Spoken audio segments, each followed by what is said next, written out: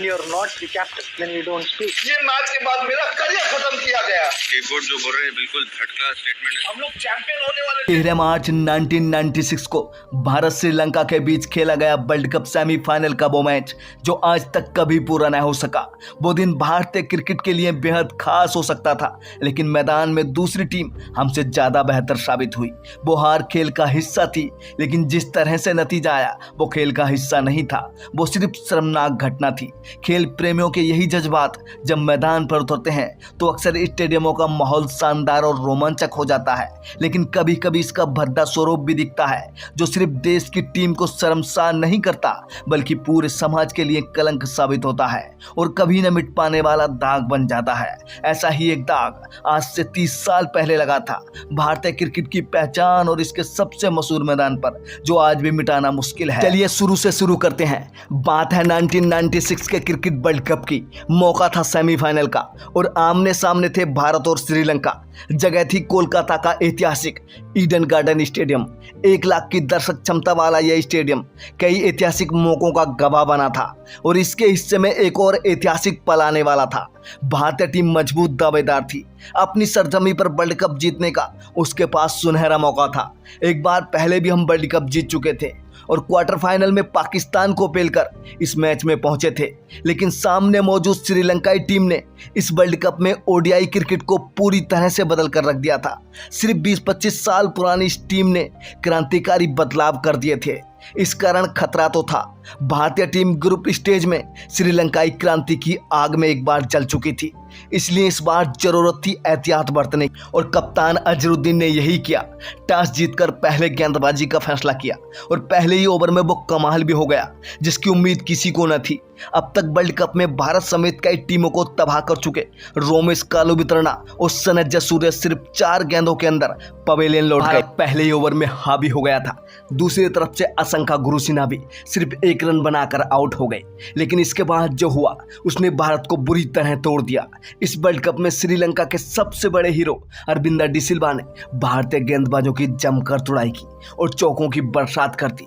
डिसिल्वा ने सिर्फ 32 गेंदों में अपना अर्धशतक पूरा किया और आखिरकार कुंबले की गेंद पर 66 रन बनाकर बोल्ड हो गए, जिसमें 14 चौके थे। सबसे बड़ी बात यह थी कि श्रीलंका के 85 रनों में से 66 रन डिसिल्वा के थे। यहाँ से अर्जुन रणतुंगा 35, रोशन महानामा 58 और तिलक रत्ने 32 ने मिलकर श्रीलंका को 50 ओवर में 8 विकेट खोकर 251 रन के मजबूत स्कोर तक पहुंचाया। अब बारी थी भारत की। भारत को अच्छी शुरुआत चाहिए थी जो नहीं मिली और नवजोत सिंह सिद्धू सिर्फ 3 रन बनाकर पवेलियन लौट गए। ऐसे में भारतीय बल्लेबाजी का सबसे मजबूत आधार सचिन तेंदुलकर पर बड़ी जिम्मेदारी थी। 3 स्पिनरों के साथ उतरी श्रीलंकाई टीम दबाव बना रही थी। स्पिनरों को अच्छी खासी मदद मिल रही थी, फिर भी सचिन ने लंका के स्पिन तिगड़ी का डटकर सामना किया और अर्धशतक जड़ते हुए टीम को 100 रन के करीब पहुंचा दिया। 25 ओवर तक भारत का स्कोर 1 विकेट पर 98 रन था। सचिन और संजय मांजरेकर क्रीज पर मौजूद थे और यहीं से शुरू होता है पहले दौर का तमाशा। इस मैच में बैटिंग से फ्लॉप रहे जयसूर्या ने अपनी गेंदबाजी से भारत की नाव डुबाने की ठानी और सचिन को स्टंप आउट करवा दिया। इसके बाद तो मानो पतझड़ सा लग गया। जयसूर्या ने 7 ओवर में सिर्फ 12 रन देकर 3 विकेट झटके। मोहम्मद अजरुद्दीन तो अपना खाता भी नहीं खोल सके। उनके अलावा मुतैया मुरलीधरन, कुमार धर्मसेना और पार्ट टाइम डिसिल्वा ने अपने स्पिन के जाल में भारत को ऐसा फंसाया कि सिर्फ 22 रन के भीतर भारत ने अपने 7 विकेट गंवा दिए। 1 विकेट पर 98 रन से भारत का स्कोर हो गया 8 विकेट पर 120 रन। और यहीं से शुरू होता है दिल दहला देने वाला खेल। स्टेडियम में मौजूद कुछ बदमाश दर्शकों ने बोतलें मैदान पर फेंकना शुरू कर दी, जिस कारण खेल को रोकना पड़ा और श्रीलंकाई फील्डर बाउंड्री से हटकर पिच के पास पहुंच गए। हालात और बिगड़ते गए और जल्द ही हालात काबू के बाहर हो गए, यहाँ तक कि स्टेडियम को आग के हवाले कर दिया गया। यह हैरान कर देने वाला नजारा था।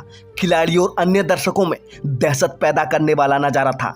मैदान में मौजूद पुलिसकर्मियों ने हालात को काबू करने की पूरी कोशिश की, लेकिन आसानी से सफलता नहीं मिली। उस समय क्रीज पर भारत के तूफानी बल्लेबाज विनोद कांबली 10 रन बनाकर डटे हुए थे। उनका साथ देने के लिए अनिल कुंबले दूसरे छोर पर मौजूद थे। हार तय थी, लेकिन कांबली को खुद पर भरोसा था। लेकिन जब हालात नहीं सुधरे तो मैच रेफरी ने श्रीलंका को विजेता घोषित कर दिया। कांबली की आंखों में आंसू और भारत के माथे पर कलंक।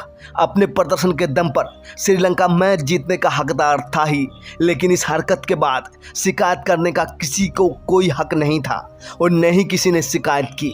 शिकायत थी तो सिर्फ काम्बली को, जिन्हें खुद पर भरोसा था।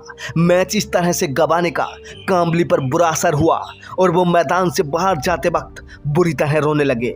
वह अपनी टीम के लिए आखिरी दम तक लड़ना चाहते थे, लेकिन उनसे ये मौका उनके ही लोगों ने छीन लिया। श्रीलंका को इसका कोई खास फर्क नहीं पड़ा और 3 दिन बाद उन्होंने लाहौर में हुए फाइनल में ऑस्ट्रेलिया को 7 विकेट से धूल चटाकर पहली बार वर्ल्ड चैंपियन बनने का स्वाद चखा। श्रीलंका के हिस्से में वो खुशी आई जिसका वो हकदार था। वहीं भारत के हिस्से में इतिहास का सबसे बड़े कलंकों में से एक, जिसका ये देश और ये टीम हकदार नहीं थे, लेकिन कुछ लोगों ने इसे देश पर और उस ऐतिहासिक मैदान पर थोप दिया जो हमेशा के लिए बना रह गया।